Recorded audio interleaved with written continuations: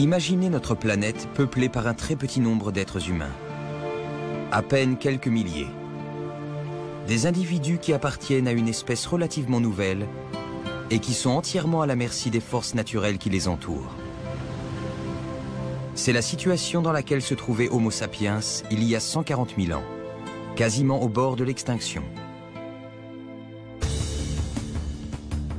Malgré tout, notre espèce a fini par coloniser la planète, évinçant d'autres espèces archaïques déjà présentes sur Terre, comme Homo erectus et Homo neanderthalensis. L'homme moderne exploite son habitat de façon agressive. Quand il migre vers le Moyen-Orient, Homo erectus disparaît. Quand il continue vers l'Europe, l'homme de Néandertal disparaît. Pendant près de 400 000 ans, les Néandertaliens ont vécu en Europe lors de la troisième période de glaciation. Chasseurs exceptionnels, ils possédaient un cerveau plus gros que le nôtre et leur espèce a prospéré 2 fois plus longtemps que la nôtre.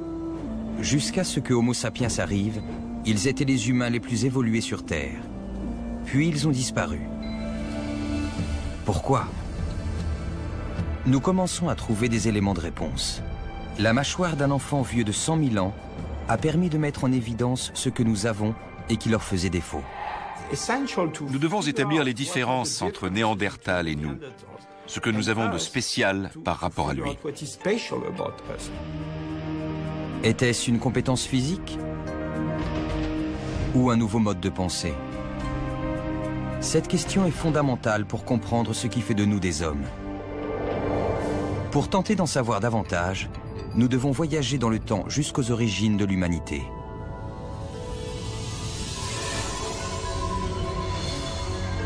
Prenez la durée totale de l'histoire écrite de l'humanité, soit environ 5000 ans. Vous remontez aux pyramides égyptiennes, multipliez par 2, 10 000 ans. La domestication des plantes et les débuts de l'agriculture. Multipliez encore par 2, 20 000 ans. Les fresques pariétales saisissantes des chasseurs de l'âge glaciaire. Multipliez par 2 encore 6 fois, et nous voici il y a environ 1 300 000 ans. Nous allons découvrir le monde d'Homo erectus, l'ancêtre de l'homme moderne.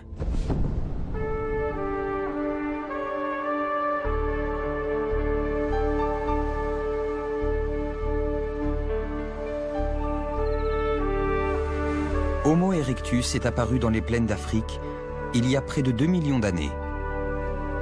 C'est le premier hominidé dont le corps ressemble au nôtre. Chasseur-cueilleur, il fabrique des outils en pierre, vit en petits groupes et fait preuve d'une certaine sollicitude envers les siens. Le plus célèbre d'entre eux est un fossile baptisé le garçon du Turkana.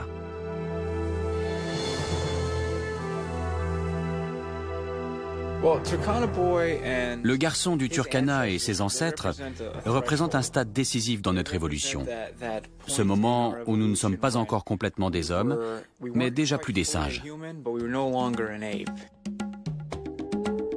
Victor Dick réalise des sculptures d'hommes archaïques en s'inspirant de vestiges fossiles. Alors qu'il reconstruit la tête du garçon du Turkana, des traits simiesques apparaissent. Des arcades sourcilières protubérantes, une mâchoire courte et proéminente, un crâne plus petit que le nôtre.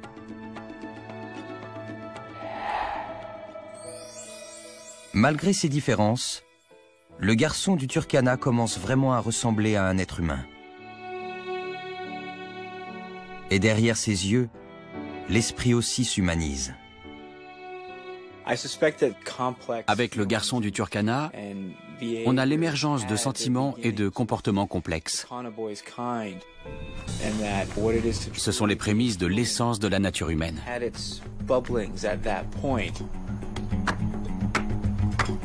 C'est probablement Homo erectus qui, le premier, a quitté l'Afrique il y a presque 2 millions d'années. Depuis ce jour, le continent africain a été le moteur de notre évolution. C'est de là que sont parties les vagues successives d'hommes archaïques qui ont peuplé l'Europe et l'Asie. En colonisant des contrées lointaines, ces hominidés ont peu à peu développé des caractéristiques spécifiques. Une première vague migratoire a donné naissance en Indonésie à l'extraordinaire Homo floresiensis. surnommé le Hobbit, peut-être une sous-espèce naine d'Homo erectus. Une deuxième vague a conduit nos ancêtres en Chine, où l'on a mis au jour des fossiles datant de plus de 700 000 ans.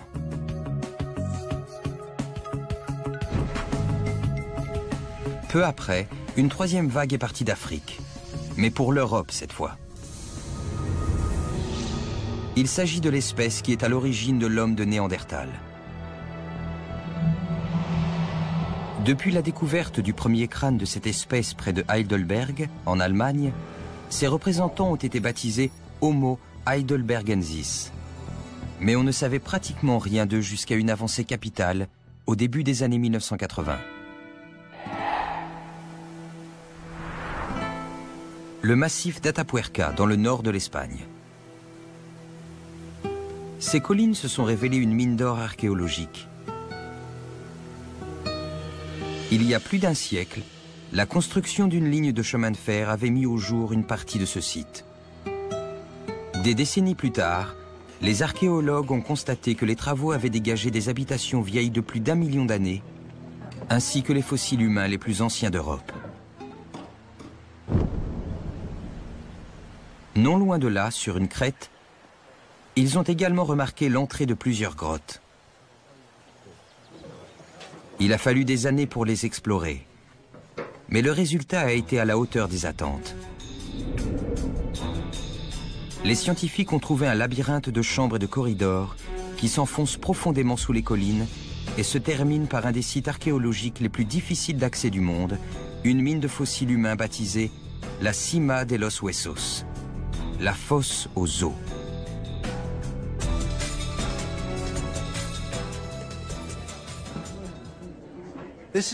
Voilà l'entrée du réseau. La fosse elle-même est très loin.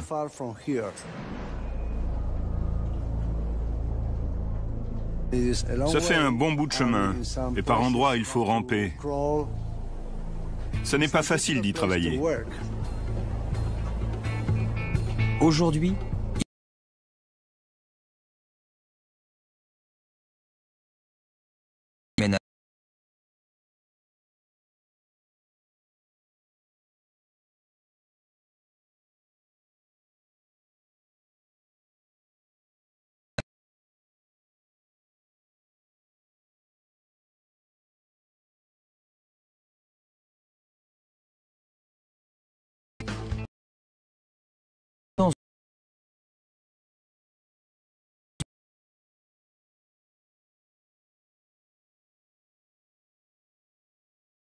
qu'il y avait peut-être des squelettes.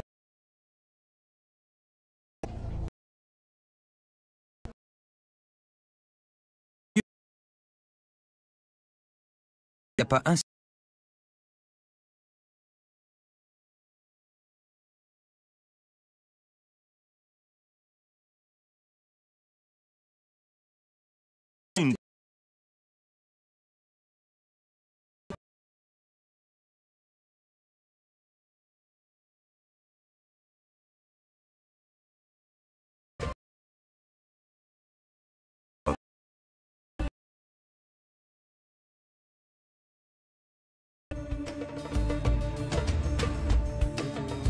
Pour Juan Luis Arzuaga, ils ont été déposés là intentionnellement. Contrairement à aujourd'hui, il y a 500 000 ans, la fosse aux os était à ciel ouvert. Et Homo heidelbergensis en avait fait un site d'enterrement primitif des morts.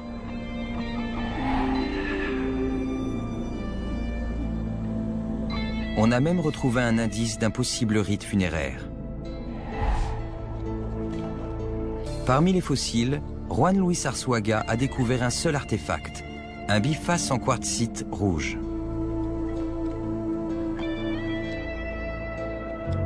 Une roche qui a certainement été apportée de très loin. Les archéologues le baptisent Excalibur, du nom de la légendaire épée du roi Arthur. Ils sont convaincus qu'il s'agit d'une offrande, d'un objet symbolique. S'ils ont raison, l'espèce qui vivait ici avait un esprit complexe, propre à exprimer une croyance. Il y a un demi-million d'années, ces populations européennes étaient capables de planifier. Elles avaient une conscience, un esprit humain et manifestaient un comportement symbolique.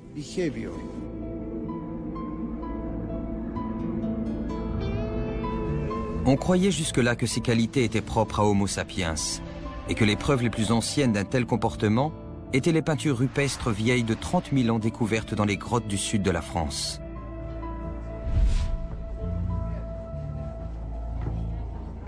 Les vestiges mis au jour sur le site d'Atapuerca pourraient situer cette évolution mentale quelques 500 000 ans plus tôt. Homo heidelbergensis va continuer d'évoluer vers l'espèce qui a finalement colonisé toute l'Europe. Homo neanderthalensis. De toutes les espèces archaïques, l'homme de Néandertal est le plus proche de nous. Son cerveau était légèrement plus gros que le nôtre. Grâce à un corps petit et trapu, il a pu survivre aux glaciations successives. C'était un chasseur qui se nourrissait du gros gibier présent à la lisière des immenses glaciers qui recouvraient l'Europe et l'Asie centrale. Lorsqu'on découvre les premiers fossiles de Néandertaliens, Darwin n'a pas encore publié son ouvrage sur l'origine des espèces. L'idée que l'homme moderne puisse descendre de forme plus primitive suscite un véritable tollé. Il s'agit du crâne d'Angie II. C'est le premier fossile néandertalien qui ait jamais été trouvé au monde. Il a été découvert à la fin de 1829 ou au début de 1830 par Schmerling, un médecin liégeois. Pour beaucoup, les Néandertaliens n'étaient que des hommes malades et difformes. Puis, à mesure que les idées évolutionnistes s'imposent, les scientifiques commencent à se demander s'il n'était pas le fameux chaînon manquant entre le singe et nous. Au début du XXe siècle, l'homme de Néandertal est considéré comme une sorte de singe. Mais depuis, des centaines de fossiles ont été mis au jour, révélant des similitudes physiques troublantes entre eux et nous. Dans les années 1970, on a assisté à la réhabilitation des Néandertaliens. Et aujourd'hui, on les voit davantage comme des humains. Pour autant, pensaient-ils et agissaient-ils comme nous? Aujourd'hui, c'est grâce au reste d'un jeune garçon mort il y a 100 000 ans que les spécialistes tentent de percer les mystères de l'esprit néandertalien.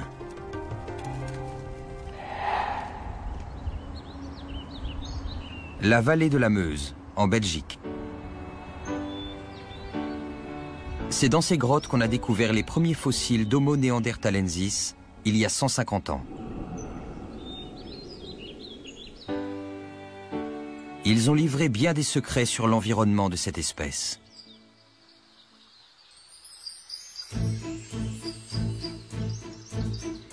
Depuis plus de 20 ans, Michel Toussaint et Dominique Bonjean effectuent des fouilles dans la grotte de Skladina, à Sclin, en Wallonie.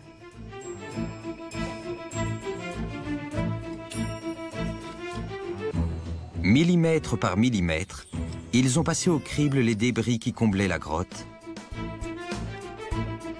Un travail de titan finalement récompensé. J'ai eu la chance d'être présent le jour où un de mes étudiants a découvert l'enfant de Néandertal. Quand on a vu ce que c'était, on n'arrivait pas à y croire.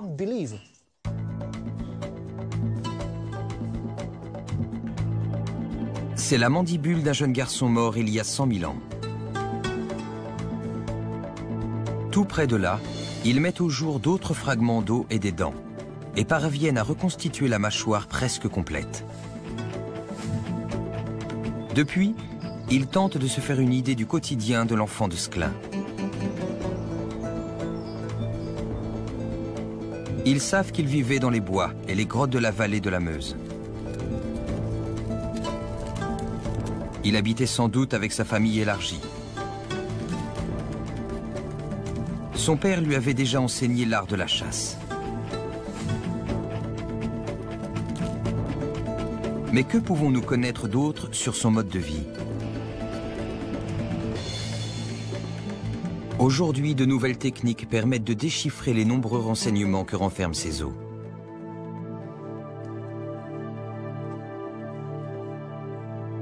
Michel Toussaint emporte un fragment de la mâchoire dans l'un des rares endroits au monde où l'on peut effectuer ce genre d'analyse.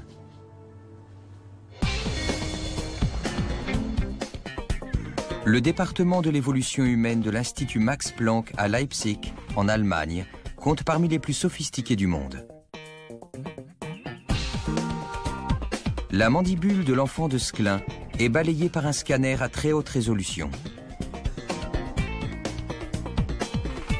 Ce qui permet aux chercheurs d'étudier la structure interne des dents et des os.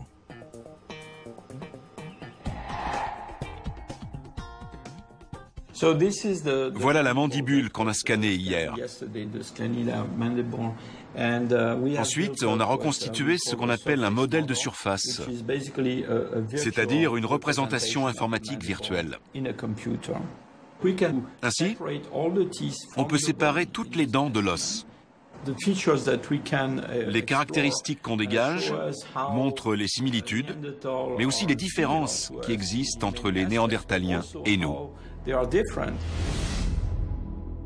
Les dents d'enfant sont des fossiles particulièrement recherchés en archéologie, car elles sont les seules à pouvoir nous renseigner sur la vitesse de croissance d'une espèce. Quand on examine le schéma de sortie des dents, selon les modèles actuels, l'enfant de Sclin devait avoir 11 ou 12 ans.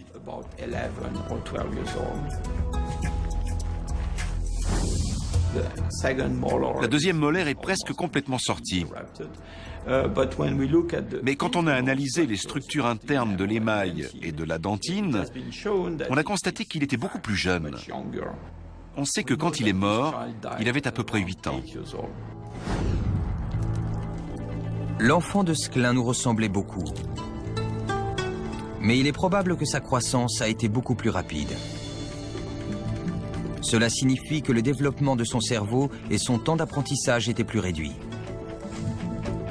Peut-on en déduire que l'homme de Néandertal était moins intelligent que nous? La réponse se trouve à l'intérieur de son crâne.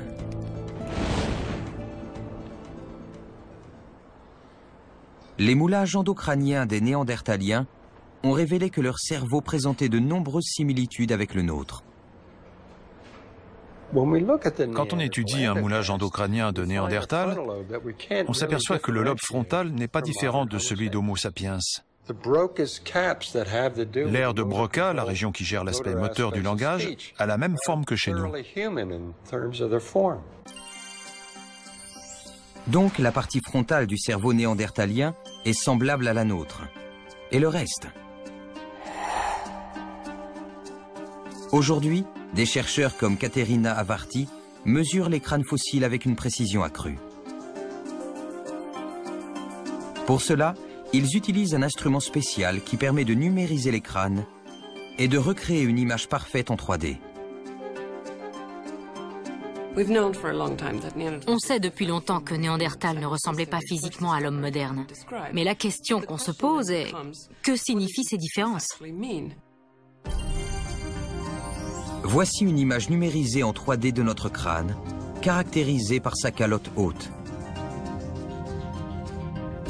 Par contraste, le crâne de Néandertal est bas et allongé, ce qui pourrait indiquer que son cerveau avait une autre forme. Chez lui, les lobes pariétaux et temporaux étaient peut-être légèrement plus petits. Une différence infime, mais qui aurait pu avoir des conséquences énormes sur leur capacité cognitive. Certaines régions des lobes pariétaux et temporaux jouent un rôle très important, en particulier en ce qui concerne le langage, la mémoire et le souvenir des repères dans l'espace. La taille réduite de ces régions dans le cerveau néandertalien pourrait être un signe d'une capacité de pensée limitée. Mais la mâchoire de l'enfant de Sclin nous apprend bien d'autres choses.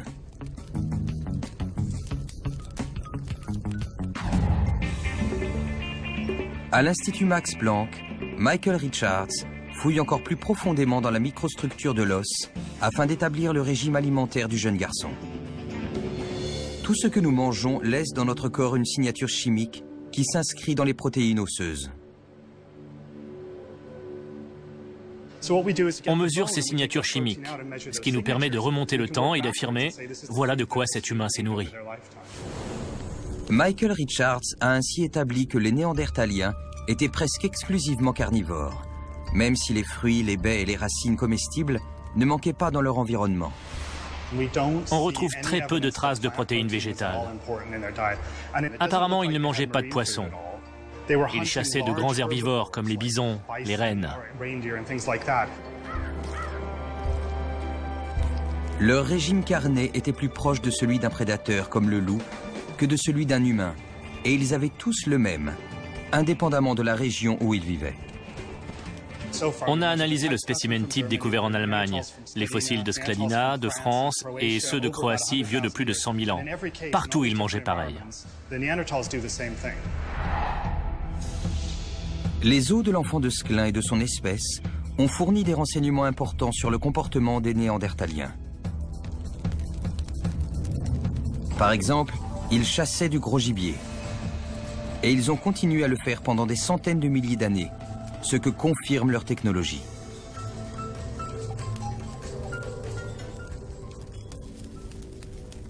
La technologie de l'homme de Néandertal était rudimentaire. Il n'y a pas beaucoup de leurs outils qu'on ne puisse pas fabriquer en quelques minutes. Ils n'avaient ni lance ni flèche, alors même qu'ils chassaient de gros animaux. Aucun de leurs outils de pierre n'a une taille et une forme adéquates pour servir de projectile. Ils sont trop gros. C'étaient des couteaux ou des pointes à enfiler sur une pique. Cela signifie qu'ils devaient s'approcher très près de leur proie pour la tuer. Une méthode particulièrement dangereuse. La plupart des squelettes masculins présentent des fractures multiples.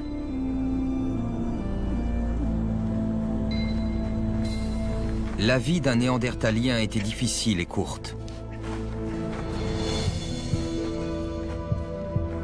Les fossiles ont montré que très peu survivaient au-delà de 30 ans.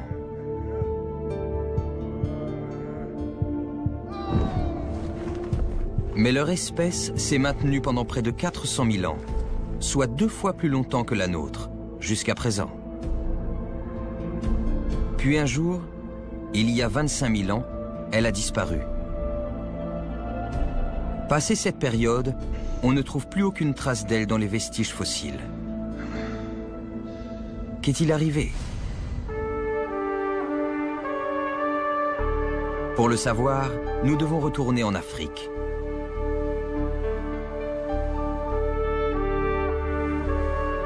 Dans la vallée du Rift, théâtre d'une grande partie de l'évolution humaine.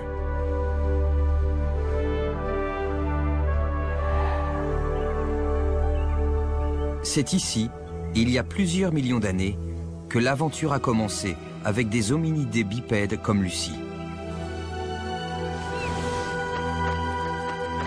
C'est ici aussi, il y a à peine plus d'1 million d'années, que le garçon du Turkana et les siens, dotés d'un cerveau et d'un corps plus grand, ont formé les premiers clans de chasseurs-cueilleurs.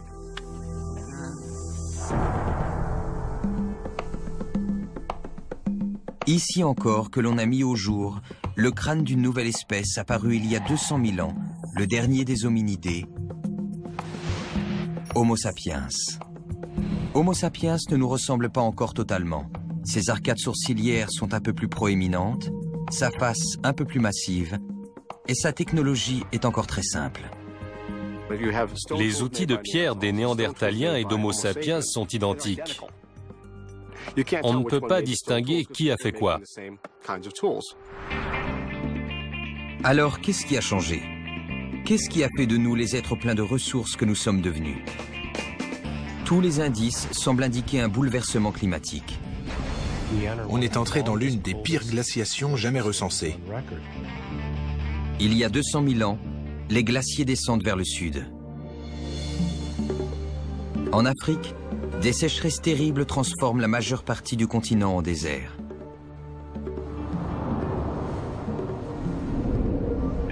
C'est un double coup dur qui frappe les populations africaines. Et elles commencent à diminuer. Le généticien Spencer Wells pense que ces peuples archaïques ont laissé leur empreinte dans nos gènes grâce à ce qu'on appelle l'effet de goulot.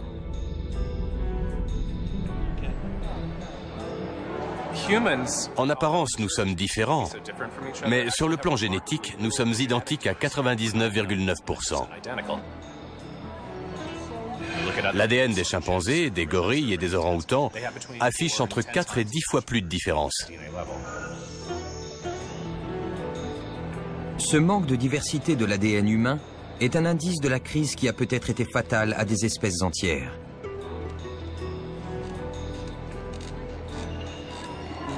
À un moment donné, nous avons perdu cette diversité. Imaginez que ces bonbons représentent la population humaine initiale. Quelles sont les conséquences de l'effet de goulot? Seules quelques lignées parviennent à survivre, ce qui engendre une diminution de la taille de la population. Toute personne vivante aujourd'hui est le descendant de ces êtres humains. Or, on n'a pas là-dedans toutes les couleurs des bonbons du bocal.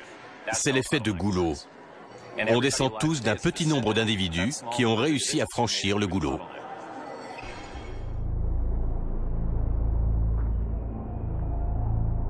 Les études paléoclimatiques montrent qu'il y a 140 000 ans, la majorité des forêts tropicales en Afrique sont devenues inhabitables. Nos ancêtres ont été contraints de se réfugier sur les côtes et les plateaux. On pense qu'il n'y avait que 4 à 6 régions en Afrique où les chasseurs-cueilleurs pouvaient survivre.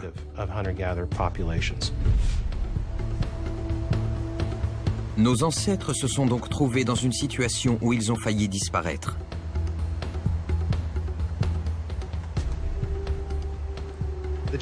Les archives génétiques montrent que nous descendons tous d'une petite population composée d'environ 600 individus.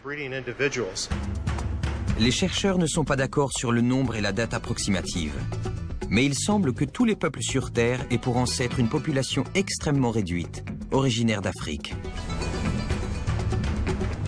D'après Curtis Marianne, elle vivait sur le littoral d'Afrique du Sud, un environnement qui l'a obligée à évoluer.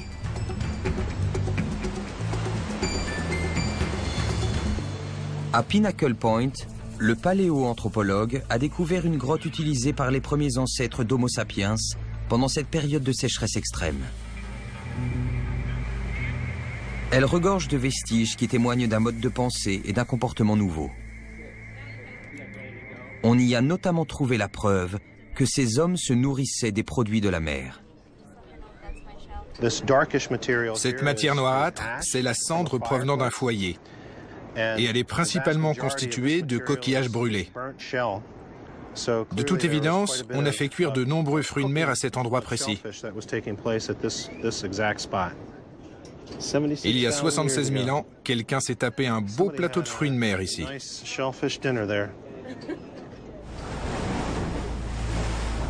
Initialement carnivore, cette population a diversifié son régime alimentaire. Chose dont nos ancêtres les plus anciens n'auraient pas été capables. Si on sort ramasser des coquillages au mauvais moment, c'est la mort assurée. Il faut être capable de calculer ce moment, de façon à savoir quand s'aventurer sur la plage. Autrement dit, à marée basse. Mais pour cela, il est utile de comprendre les cycles lunaires.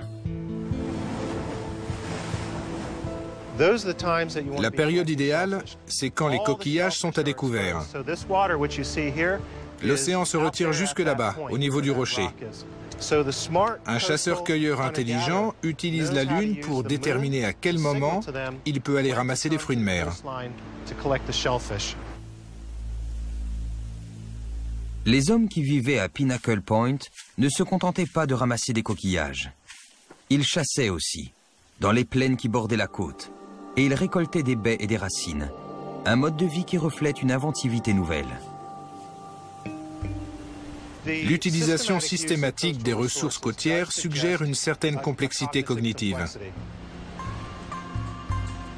Nos ancêtres ont occupé ces grottes pendant plus de 140 000 ans, laissant derrière eux des archives étonnantes de leur évolution.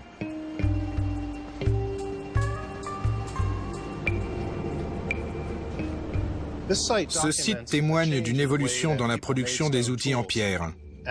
Dans le bas de la séquence stratigraphique, il les taillait dans ce quartzite grossier. Et puis, il y a 71 000 ans, ce qui correspond à cette strate, ils ont utilisé de la silcrète pour faire des lames longues et effilées. Avant, ils faisaient chauffer la roche dans le feu, ce qui facilitait la taille d'éclat.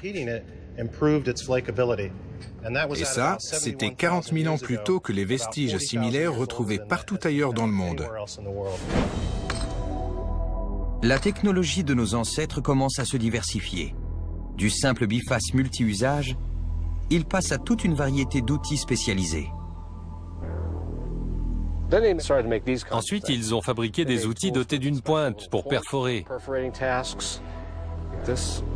D'autres avaient une extrémité ciselée pour découper. Ces outils leur permettent de mieux tirer parti de leur habitat. Mais ce n'est pas le seul changement. À ce stade, les outils en pierre commencent à prendre une valeur symbolique. Ils ont un aspect plus complexe qu'il n'est nécessaire. Ils ne servent plus seulement à couper, ils renseignent aussi sur le statut social de leurs propriétaires.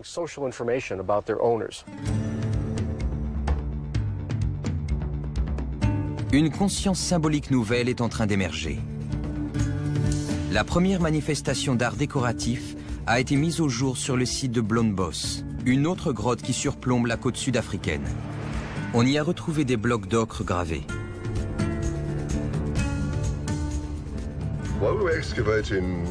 Pendant qu'on effectuait des fouilles dans cette zone là-bas, on est tombé sur un bloc d'ocre. En brossant la surface, on s'est rendu compte qu'il y avait un motif sur un des côtés.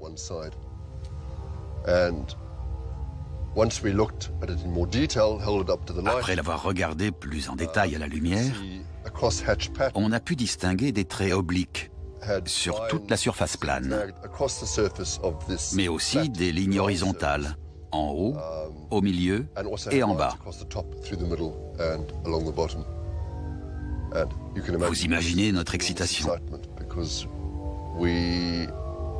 On ne s'attendait pas à découvrir une sorte d'image symbolique dans des strates qui remontent à 75 000 ans. Ça a été une surprise énorme.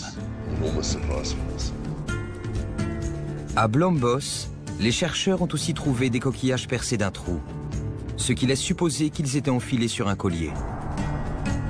Nos ancêtres portaient donc des ornements et se peignaient vraisemblablement le corps. Ce qui est très important ici, c'est que pour la toute première fois, on a la preuve que des hommes stockaient des informations ailleurs que dans leur cerveau.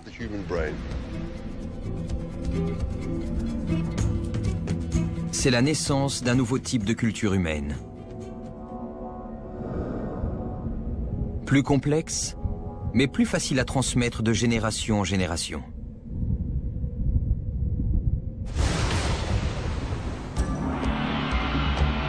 Il y a 60 000 ans, nos ancêtres maîtrisent une nouvelle technologie et une nouvelle culture.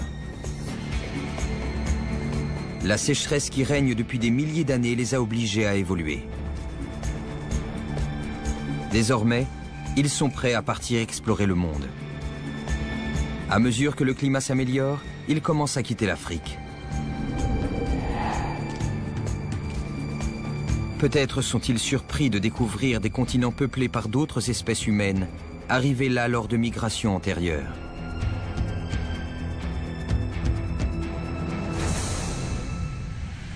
Tandis qu'ils s'enfoncent en Asie, qui sait s'ils n'ont pas croisé Homo erectus ou le minuscule Hobbit? Rien ne le prouve. Mais il est en revanche une espèce qu'ils ont à coup sûr rencontrée. Alors qu'une nouvelle vague migratoire remonte du Moyen-Orient vers l'Europe, ces hominidés sont forcément tombés sur les Néandertaliens. Comment la rencontre s'est-elle soldée? Pendant des années, les paléontologues ont supposé que les premières populations d'hommes modernes avaient fini par absorber les Néandertaliens par métissage. Si c'est le cas, il devrait encore y avoir dans nos gènes des traces de l'ADN d'Homo neanderthalensis. La chose était impossible à vérifier jusqu'au jour où des chercheurs de l'Institut Max Planck se sont lancés dans une aventure audacieuse. Le séquençage du génome de l'homme de Néandertal.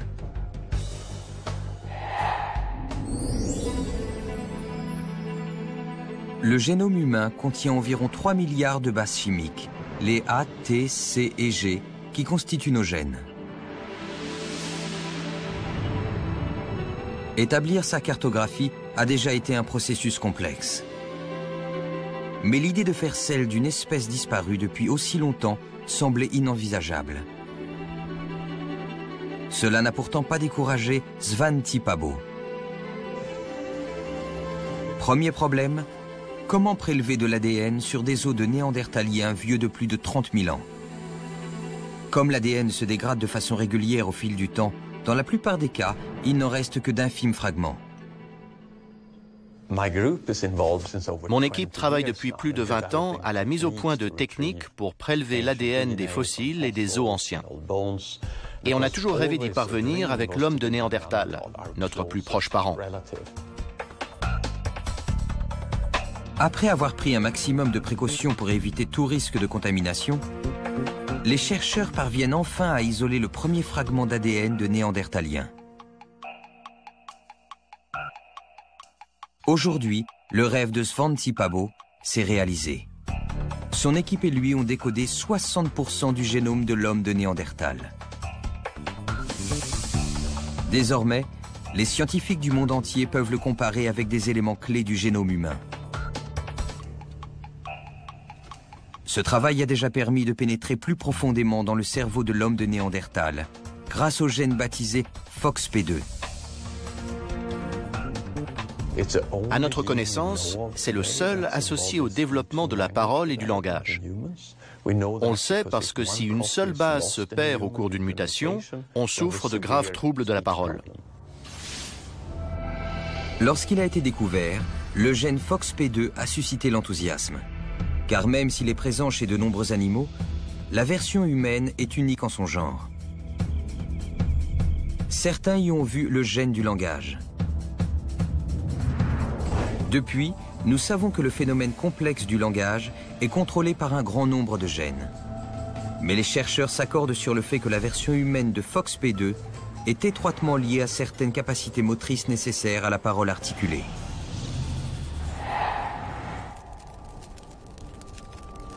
On s'est bien sûr demandé s'il existait chez l'homme de Néandertal. Et on a trouvé un gène identique au nôtre. Cela signifie qu'en dépit de leurs limitations mentales, l'enfant de Sclin et les siens auraient pu parler.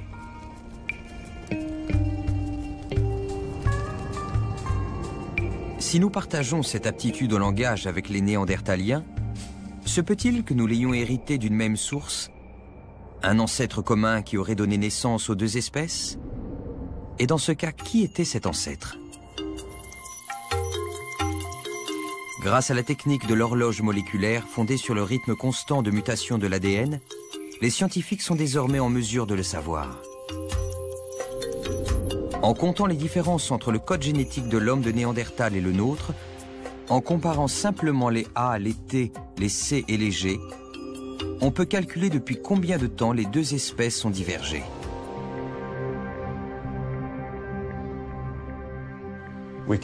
On a pu établir à quel moment, à partir d'une population commune, certains individus ont évolué pour devenir des hommes modernes et d'autres des Néandertaliens.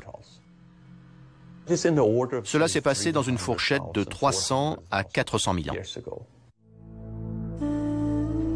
Cette période correspond à celle où vivaient les hominidés qui, après avoir quitté l'Afrique il y a 500 000 ans, enterraient leurs morts dans les collines du nord de l'Espagne.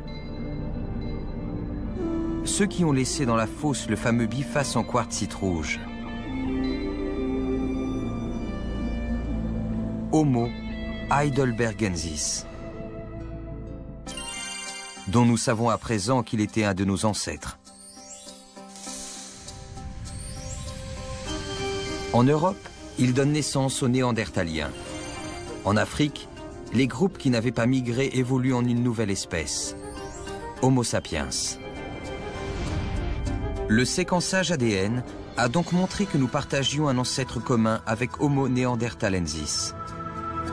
Mais reste-t-il des traces de ce dernier dans nos gènes? Une preuve que son espèce a été absorbée par la nôtre au fil des métissages?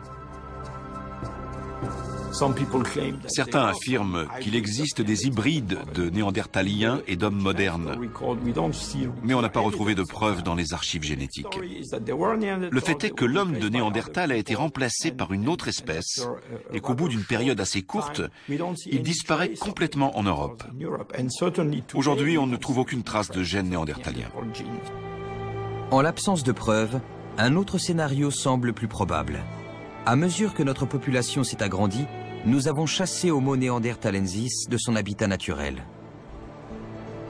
L'homme moderne exploite son habitat de façon agressive. Il est apparemment capable de faire un tas de bébés qui ont un taux de survie élevé. La croissance démographique est un facteur crucial de l'adaptation humaine. L'arrivée d'Homo sapiens n'est pas le seul problème auquel l'homme de Néandertal doit faire face. L'Europe est en proie à de violents changements climatiques. Les Néandertaliens sont déjà dans une situation critique. La densité de leur population était vraisemblablement très faible. Et ce, pour une bonne raison. Leur technologie est limitée, alors que leurs besoins énergétiques sont énormes. Ils étaient grands, ils avaient un gros cerveau et vivaient dans un environnement très froid. On a estimé leur dépense énergétique journalière à 5000 calories, c'est-à-dire autant qu'un cycliste du Tour de France.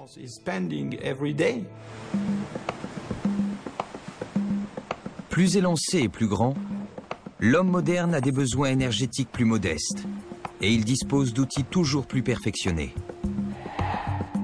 Il a commencé à mettre au point une technologie révolutionnaire, les armes de jet.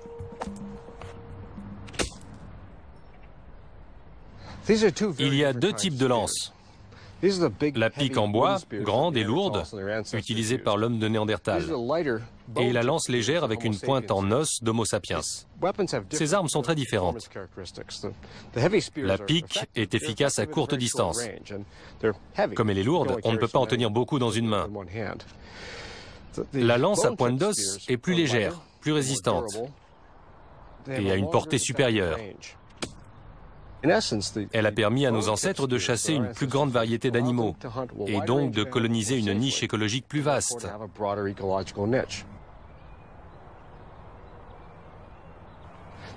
Du fait de son poids, la pique a une portée moins grande. Ça revient à chasser avec un pistolet, alors que la lance équivaudrait à un fusil semi-automatique.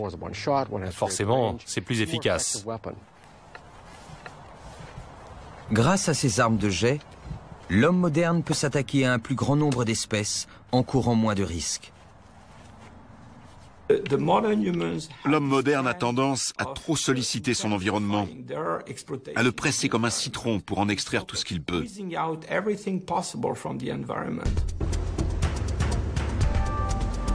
Cette tendance, déjà reconnue en Afrique, va s'intensifier à mesure que nos ancêtres migrent un peu partout dans le monde.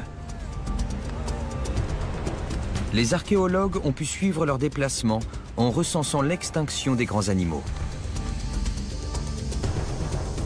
En Europe et en Asie, l'arrivée d'Homo sapiens coïncide avec la disparition du mammouth laineux, du lion des cavernes et d'autres gros mammifères. En Australie, la plupart des animaux de plus de 45 kilos se sont éteints en quelques milliers d'années après notre apparition. L'impact d'Homo sapiens sur les grandes espèces animales s'intensifie à mesure qu'il s'éloigne d'Afrique. Il y a eu très peu d'extinctions en Afrique, quelques-unes en Eurasie. Mais quand il met le pied en Australie et au Nouveau Monde, c'est une hécatombe. L'homme de Néandertal n'est qu'une des espèces qui se sont éteintes à cause d'Homo sapiens. Peu à peu, il est repoussé vers des zones marginales d'Europe. Son dernier refuge semble avoir été le rocher de Gibraltar, il y a 28 000 ans. Ensuite, il disparaît totalement, ne laissant derrière lui que des os fossilisés. Pour la première fois de l'histoire, il ne reste plus qu'une seule espèce humaine sur Terre. Cette espèce a colonisé toute la planète. Elle est allée là où vivaient d'autres hominidés et les a menés à l'extinction. Elle est allée en Australie, en Amérique, sur la Lune, et elle ira sur Mars. C'est très curieux, car la façon qu'elle a de surexploiter son environnement est unique en son genre. À l'origine, ce sont les bouleversements climatiques qui ont fait de nous ce que nous sommes. Ils ont déclenché en nous une inventivité nouvelle qui s'est traduite par une cascade de progrès technologiques. La nature exacte de notre différence reste cependant une énigme. Un jour, nous découvrirons des mutations génétiques uniques à notre espèce. Mais les gènes ne représentent qu'une partie de notre spécificité. L'autre est cette création mystérieuse propre exclusivement aux humains, la culture. Homo sapiens est l'espèce du genre humain la plus capable d'adaptation.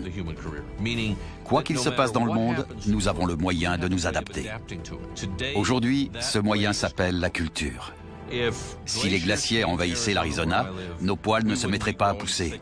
On construirait simplement plus de systèmes de chauffage.